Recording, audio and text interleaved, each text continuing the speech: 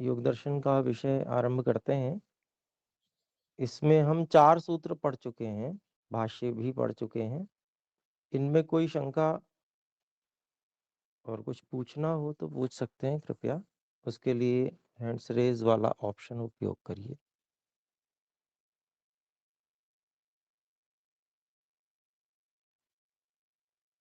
तो ठीक है, अभी कोई शंका नहीं है, तो हम आगे बढ़ेंगे।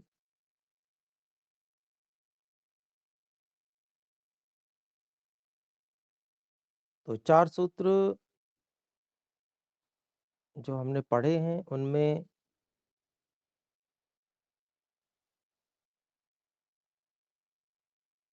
एक तरह से संक्षेप से योग की लगभग पूरी बात कह दी है महर्षि पतंजलि जी ने और महर्षि व्यास जी ने।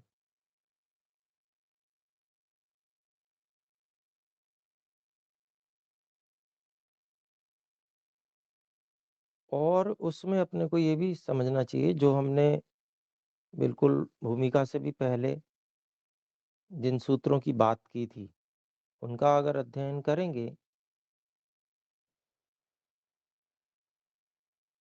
तो वो सब प्रक्रिया के रूप में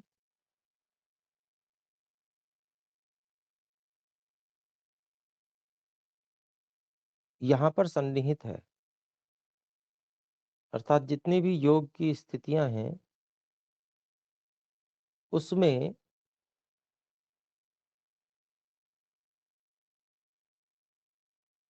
तत्वज्ञान को ही पुष्ट किया जा रहा है प्रत्यक्ष आदि प्रमाणों के माध्यम से। क्योंकि योग में मुख्य प्रत्यक्ष विषय रहता है आंतरिक प्रत्यक्ष विषय। तो जो आंतरिक प्रत्यक्ष विषय या प्रत्यक्ष विषय है, वो अपने आप में बहुत अधिक प्रभावशाली है।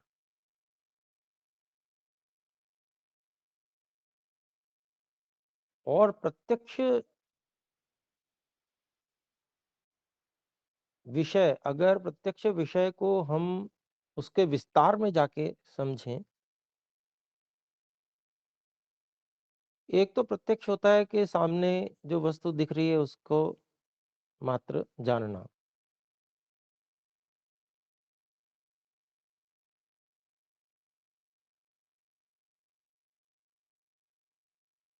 इंद्रिय से जो जानकारी आ रही है, एक उसके साथ में उसकी वास्तविकता पे भी विचार, यानी कि नित्य है, अनित्य है,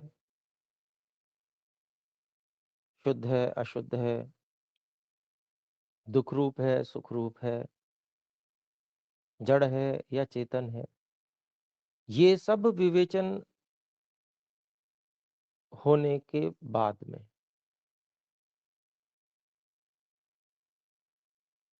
उसमें से क्या हेय है और क्या उपादेय है, क्या ग्रहण करने योग्य है, क्या छोड़ने योग्य है,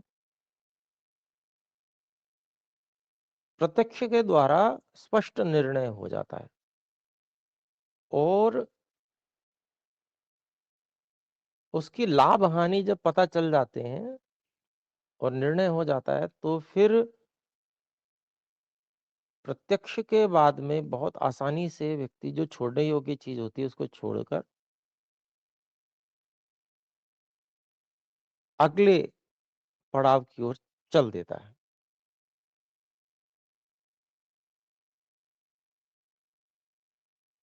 तो सूत्रों में जो भाष्य में जितनी बात कही है, उसका विस्तार बहुत अधिक, वो सब हमें आगे सूत्रों में मिलने वाला है। तो ठीक है, आगे हम 5वें सूत्र पर चलते हैं। इसकी भूमिका है ता पुनर्निरोधव्या बहुत्वे सति चित्तस्य ता वे वृत्ति सारूप्यम इतरत्र पीछे सूत्र था वृत्ति सारूप्य। तो वृत्ति सारूप्य की स्थिति अन्य सभी अवस्था में रहती है, योग की अवस्था से भिन्न अवस्था में।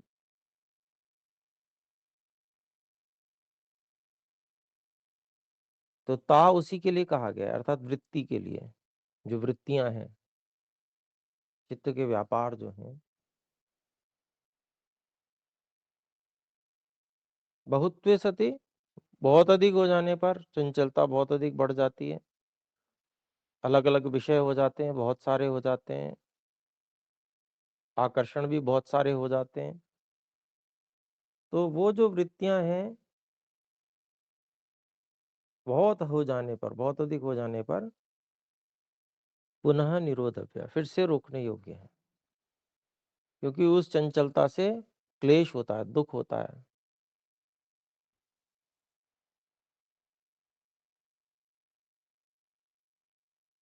और योग की स्थिति में आनंद मिलता है। तो ये रोकने योग्य है।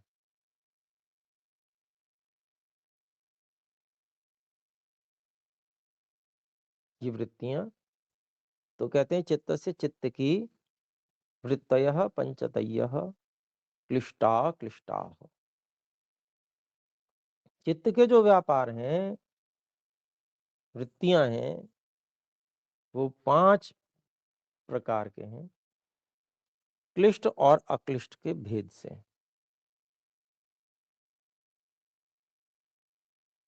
चित्त की वृत्तियां 5 हैं,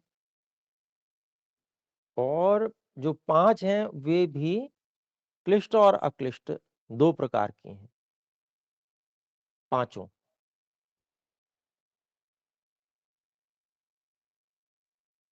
तो वो प्रकार भी अब बताए जाएंगे आगे।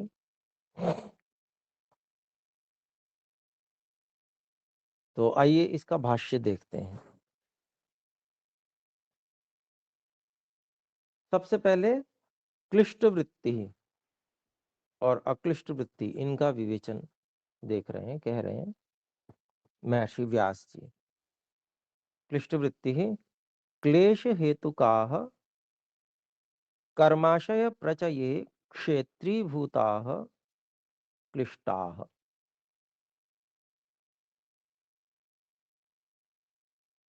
क्लिष्ट वृत्तियां कौन सी हैं वो बता रहे हैं, क्लेश जिनके हेतु हैं, क्लेश हेतु वाली हैं, जो क्लेश हेतु का। क्लेश अर्थात अविद्या, अस्मिता, राग, द्वेष और अभिनिवेश, ये 5 क्लेश हैं, जिनके बारे में अभी आगे बताया जाएगा।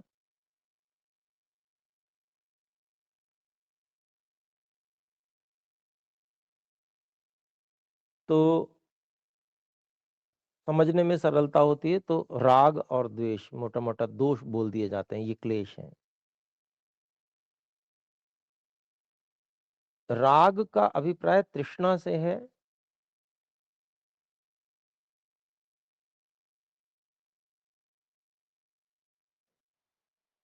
अर्थात जिससे सुख प्राप्त हुआ, उस सुख और सुख वाली वस्तु के प्रति जो एक लालच, तृष्णा, ये उत्पन्न होता है, उसको राग कहते हैं। ऐसे ही द्वेष, जिससे दुख प्राप्त हुआ है उसके प्रति मन में जो उसको मिटाने का भाव, जलन, उसका विरोध, ये जो उत्पन्न होता है वो द्वेष है। तो ये कारण बने रहते हैं इन वृत्तियों के।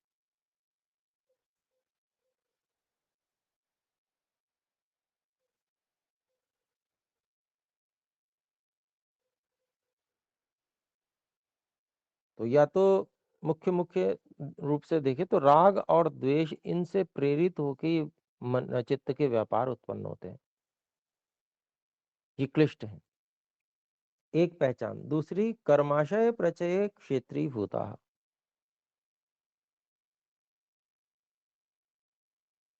जो सकाम कर्म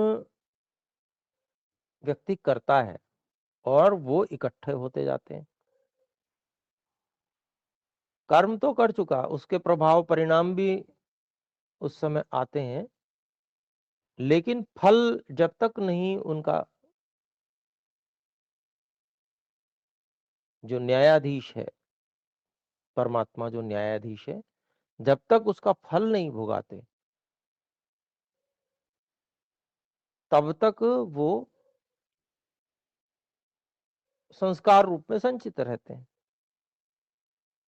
कि भाई ये कर्म, इसका फल भुगाना अभी बाकी है। तो वो कर्माशय कहलाता है, इकट्ठे होते रहते हैं। तो कर्माशय के इकट्ठे होने में प्रचये, वो कर्म जिनका फल अभी नहीं दिया जा पाया, वो इकट्ठे होते रहते हैं, तो वही प्रचय हो गया। तो कर्माशय प्रचये, कर्माशय के इकट्ठे होने में क्षेत्रीय भूता, जो वृत्तियां खेत के समान हुई हुई हैं, अर्थात ऐसे चित्त के व्यापार जो व्यक्ति को कर्म कराने के लिए प्रवृत्त करते हैं। कौन से कर्म? सकाम कर्म कराने के लिए प्रवृत्त करते हैं। वो उनको क्लिष्ट वाली चित्त वृत्ति कहते हैं। क्लिष्ट वृत्ति का दूसरी पहचान ये है। तो ये क्लिष्ट, तो किसी भी चीज की परिभाषा की जाती है तो उसके लक्षण बताए जाते हैं। वही लक्षण यहाँ दो लक्षण बताए हैं। क्या? एक पहला लक्षण ये है क्लिष्ट चित्त वृत्ति का, तो वो क्लेश हेतु वाली है, अर्थात उसका कारण क्लेश है। क्लेशों से वो व्यापार चित्त के उत्पन्न होते हैं, यानी कि पूर्व संस्कारों में क्लेश विद्यमान है, उसकी स्मृतियां हैं, वही क्लेश कारण बन जाते हैं नए चित्त के व्यापारों को, चित्त की वृत्तियों को उत्पन्न करने में। और इनसे, इन चित्त वृत्तियों से जो क्लिष्ट हैं, सकाम कर्म का समूह उत्पन्न होता है। उसके लिए ये खेत का काम करती हैं, अर्थात आधार बनती हैं क्लिष्ट वृत्तियां। फिर आगे अक्लिष्ट वृत्ति का बताते हैं। ख्याति विषया गुणाधिकार विरोधिन्यो क्लिष्टाः। अलग अलग करते हैं। ख्याति विषया गुण अधिकार विरोधिनी, विरोधिनी शब्द है, उसका बहुवचन विरोधिन्यः।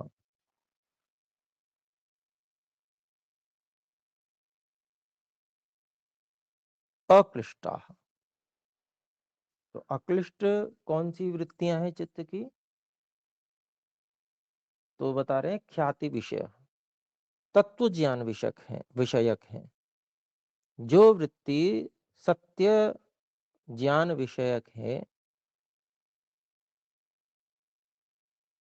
यहाँ जो ज्ञान, वो सांसारिक वस्तुओं के विषय में ठीक ज्ञान होना, वो ख्याति है।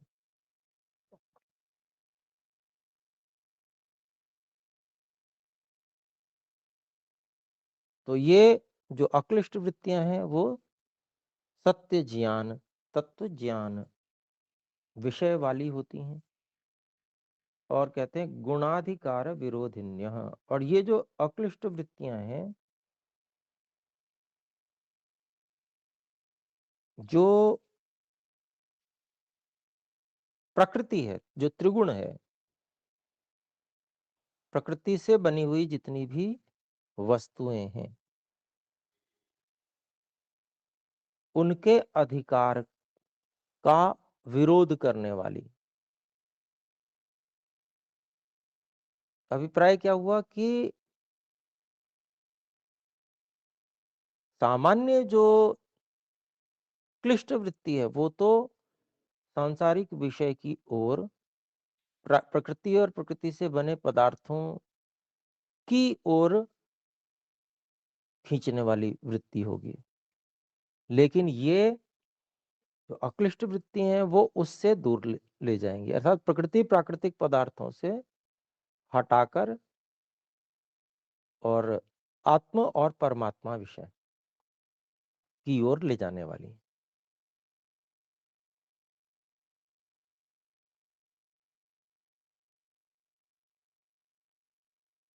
प्रकृति का क्या अधिकार है? प्रकृति का अधिकार है आकर्षित करना।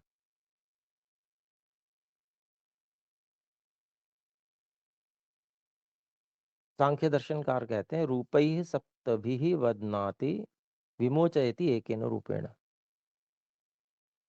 तो प्रकृति का क्या अधिकार है बताते हैं कि जब हम इसको 7 रंगों में देखते हैं, 7 रूपों में देखते हैं, अलग-अलग, क्या ये चीज इतनी सुंदर बनी हुई है, इतनी सुंदर बनी हुई है, ये इतनी अच्छी है, तो रूपैः सप्तभिः बध्नाति, बांध लेती है ये प्रकृति। यही इसका अधिकार है। और विमोचयति एकेन रूपेण, अर्थात हम जब उसको त्रिगुण रूप में देखने लगते हैं, ये तो प्रकृति है सत्व रज तम, ये जड़ है, ये अनित्य है, ये अशुद्ध है, दुख रूप है। जब इस रूप में और त्रिगुणात्मक है, सत्व रज और तम, हर चीज में कहीं स्थिति, कहीं गति, कहीं प्रकाश, कहीं प्रीति, कहीं अप्रीति, कहीं विषाद प्रधान दिखता है। ये तीनों किसके गुण हैं? तो सत्व रज तम के गुण हैं।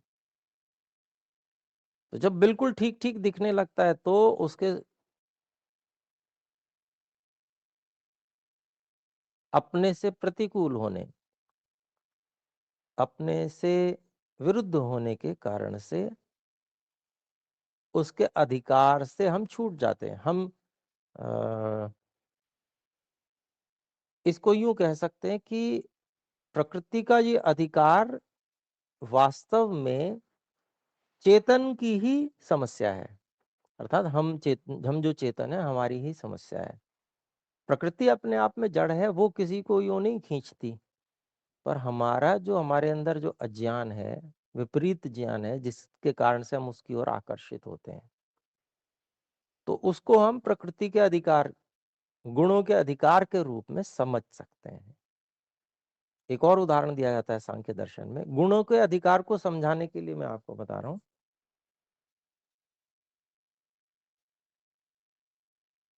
गुणयोगात बद्धः शुकवत, सांख्य दर्शन में बताते हैं कि भाई कैसे बंधता है जीवात्मा, जैसे तोता।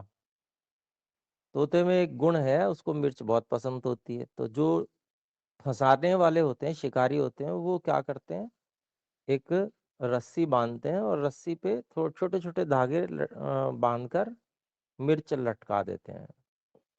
तोता उस पे बैठता है, उस रस्सी पे बैठकर, और मिर्च को खाने का प्रयास करता है तो उल्टा हो जाता है, क्योंकि वो नीचे की ओर लटकी हुई है, तो नीचे खाने का प्रयास करेगा तो उल्टा हो जाता है, पकड़े रहता है डोरी को। जब डोरी को पकड़े रहता है और उल्टा हो जाता है, मिर्च तो खा लेता है, लेकिन उल्टा होने के कारण से उसको ऐसा लगता है मैं अगर रस्सी छोड़ूंगा तो गिर जाऊंगा,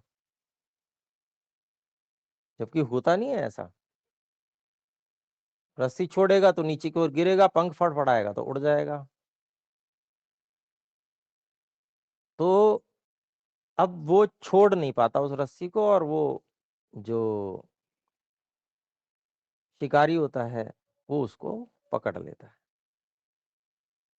तो यहाँ पर जो फंसा तोता अपनी मूर्खता के कारण से फंसा, इसी तरह से जीवात्मा भी ऐसा समझता रहता है, ये शरीर छूट जाएगा तो कुछ बचेगा ही नहीं, मेरी अनुभूति खत्म हो जाएंगी, मैं रहूंगा या नहीं रहूंगा, इस तरह की मूर्खतापूर्ण बातें सोचता है। तो इस कारण से गुणों के अधिकार में फंसा रहता है, ये जिसको कहेंगे मिथ्या ज्ञान में फंसा हुआ है। इन्हीं इसको है तो ये हमारा मिथ्या ज्ञान, उल्टा ज्ञान, लेकिन इसको गुणों का अधिकार इस रूप में कह दिया जाता है। प्रकृति का ये आकर्षण, अपनी ओर खींचना, अपनी उपादेयता सिद्ध करना, इस रूप में कहा जाता है इसको, गुणों के अधिकार को।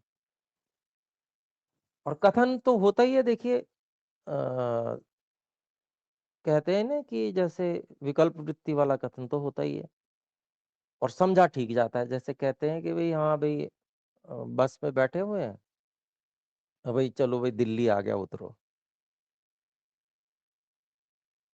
दिल्ली थोड़ी आया, हम दिल्ली आए, दिल्ली तो वहीं पर है, लेकिन सब लोग ठीक समझते हैं कि हाँ भाई हम दिल्ली पहुंच गए हैं। तो इसी तरह से प्रकृति, गुणों का अधिकार कुछ है नहीं, है हमारी मूर्खता, लेकिन कथन उस रूप में किया जाता है और सब लोग ठीक समझते भी हैं, ये अभिप्राय।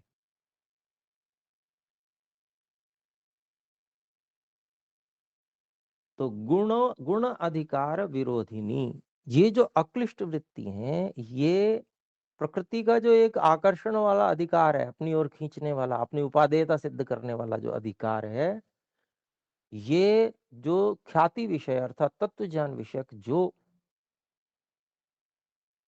वृत्तियां होती हैं चित्त की,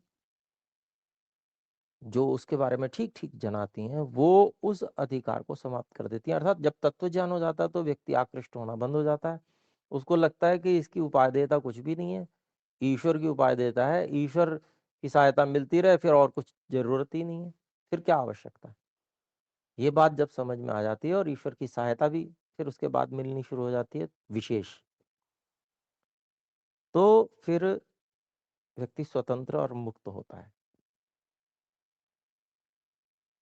तो ये अक्लिष्ट वृत्तियां हैं। गुणों का अधिकार क्या है, ये हमने समझने का प्रयास किया। तो अक्लिष्ट वृत्तियां जो चित्त की होती हैं वो तत्व ज्ञान विषयक होती हैं, ख्याति विषयक होती हैं, और गुणों के अधिकार का अर्थात प्रकृति का जो एक अधिकार बना रहता है, उस अधिकार का विरोध करने वाली होती हैं, ये अक्लिष्ट वृत्तियां होती हैं। फिर आगे वृत्ति को समझाते हैं। क्लिष्ट प्रवाह प्रतिता अप्यक्लिष्टा। एक बात कहते हैं कि वृत्ति, वैसे तो हम समझ ही चुके हैं, वृत्ति का मतलब चित्त का व्यापार है विभिन्न अवस्थाओं में। तो वो जो चित्त का व्यापार, चित्त का जो चित्त में जो विभिन्न परिवर्तन अवस्थाओं के, और उसके द्वारा जो प्रदर्शित कराया जाना इत्यादि, वो सब चित्त की जो वृत्तियां हैं, वो वृत्तियां कैसे कैसे होती हैं उसको बता रहे हैं कि भाई क्लिष्ट प्रवाह पतिता, क्लिष्ट वृत्तियां चल रही हैं, मान लीजिए वो क्लेश हेतु वाली हैं और वो लगातार चल रही हैं, उनका प्रवाह चल रहा है, उसमें व्यक्ति बह रहा है, उस ज्ञान से युक्त हो रहा है, विपरीत ज्ञान से। तो ऐसे ज्ञान के बीच में भी अपि अक्लिष्टा, बीच बीच में जो तत्व ज्ञान विषय वाली वृत्तियां हैं वो भी आती हैं, उस प्रवाह के बीच में वो भी आती हैं।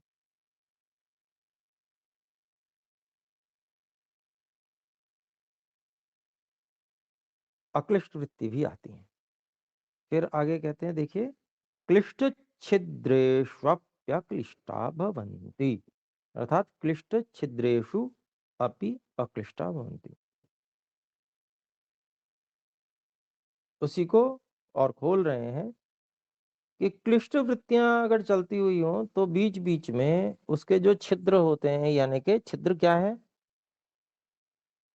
क्लिष्ट वृत्ति चल रही है तो क्या करेगी, वो दुख आदि ही देगी, क्लेशित ही करेगी, राग द्वेष को और वृद्धि करेगी, कर्मों को जो सकाम कर्म है उनकी संख्या बढ़ाएगी। तो जब दुख कष्ट देती है, जब ज्यादा हो जाता है, तो फिर व्यक्ति को दिमाग थोड़ा सा फिर ठीक सही चलने लगता है, तो वो उसको सही चीज भी समझ में आती है। मतलब वो बीच बीच में क्लिष्ट के छिद्र वो हुए कि जहां पर उसकी बहुत ज्यादा ऐसी स्थिति आती है कि बहुत ज्यादा व्यक्ति त्रस्त हो जाता है, उसकी कमी से बहुत दुखी हो जाता है, परेशान हो जाता है।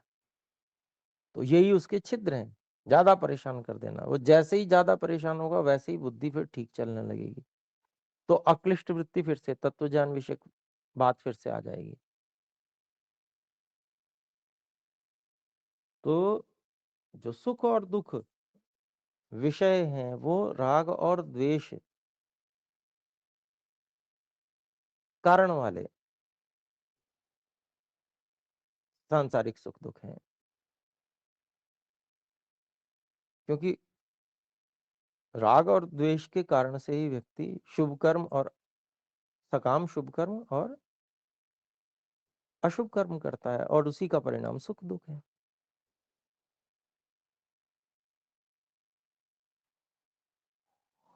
तो यहाँ पर जो है फिर जो एक बात कही गई, दो अलग अलग ढंग से समझाया गया कि क्लिष्ट छिद्रों में, क्लिष्ट के बीच बीच में, क्लिष्ट वृत्तियों के चलते चलते उसके प्रवाह के बीच में भी अक्लिष्ट वृत्तियां भी आती हैं। फिर आगे दूसरी बात कहते हैं, अक्लिष्ट छिद्रेषु क्लिष्टा इति। जो अक्लिष्ट वृत्तियां हैं उनके जो छिद्र होते हैं, अब अक्लिष्ट के छिद्र कौन से होंगे, तत्व ज्ञान विषय के छिद्र कौन से होंगे? तो तत्व ज्ञान विषय में छिद्र क्या है, सत्व गुण है। क्योंकि जो ये ख्याति है, ये जो विषय है अक्लिष्ट का, वो है संस्कार सांसारिक ही, सांसारिक विषय ही तो है। तो जब सांसारिक विषय ही है तो इसका मतलब वहां सत्व रज तम तीनों का सहयोग है। तो जब सत्व थोड़ा सा अधिक हो जाता है तो व्यक्ति फिर उसमें प्रमाद आना शुरू हो जाता है, सुख सुख लेने में लगता है ना वो। तो अब वो सुख लेने में तो फिर वो सुख, उसकी तो कोई सीमा नहीं ना, सुख तो सब चीजों में है जहां जहां सत्व गुण है। तो फिर वो संसार की ओर फिर लुढ़क जाता है। तो मतलब क्या हुआ, अक्लिष्ट छिद्रेषु क्लिष्ट आई थी। जब सुख में अधिक राग हो गया, सुख अक्लिष्ट से आनंद सुख की स्थिति में रहने लगा व्यक्ति, तो फिर वो सुख ही चाहने चाहने लगेगा। तो फिर वहां पर फिर वो साथ में दुख भी मिला हुआ है वो भूल के, और फिर सांसारिकता में घुस जाएगा। संसार से सुख इंद्रियों के माध्यम से प्राप्त करना थोड़ा सरल है। सरल क्या, अभ्यास अधिक है। वास्तव में सरल और कठिन तो अभ्यास का विषय होता है। जिसका अधिक अभ्यास किया हुआ हो वो सरल लगता है, और जिसका अभ्यास कम किया हुआ हो वो कठिन लगता है। बहुत सरल सी, ये बहुत सीधा सा सिद्धांत है। सरल और कठिन अपने आप में कुछ नहीं होता है। तो अभिप्राय क्या है कि अधिक अभ्यास हमने किस चीज का किया हुआ है, वो सांसारिक विषयों को भोगने का ही अभ्यास हमने ज्यादा किया हुआ है, इसलिए वो सरल लगता है। तो इस कारण से अक्लिष्ट के छिद्रों में भी क्लिष्ट वृत्तियां आ जाती हैं। फिर कहते हैं तथा जाति का संस्कार वृत्ति भी क्रियन्ते संस्काराश्च वृत्तिया इति। तो इस प्रकार से जो ये जैसे जैसे विषयक संस्कार बनते जाते हैं, तथा जातीय का उस प्रकार के उस संबंधी संस्कार जो होते हैं, वो संस्कार वृत्तियों के द्वारा ही, वृत्ति भी एवं वृत्तियों के द्वारा ही क्रियन्ते। संस्कार भाई, जब वृत्तियां चलेंगी मन में तो संस्कार भी बनेंगे, उसकी स्मृतियां भी बनेंगी। तो वृत्तियों से ही वो संस्कार बनते चले जाते हैं, फिर उसके कर्म भी करते हैं, उसके भी संस्कार बनते हैं, वो एक अलग विषय है। तो वृत्ति भी एव क्रियन्ते, संस्कारैश्च वृत्तयः, फिर उन संस्कारों से फिर वृत्तियां चलती हैं। संस्कार और वृत्तियों को बढ़ाते हैं, सांसारिक वृत्तियों को, यानी कि क्लिष्ट चल रही है तो क्लिष्ट, अक्लिष्ट चल रही है तो अक्लिष्ट, बीच बीच में क्लिष्ट और अक्लिष्ट के दोनों आपस में आती रहती हैं।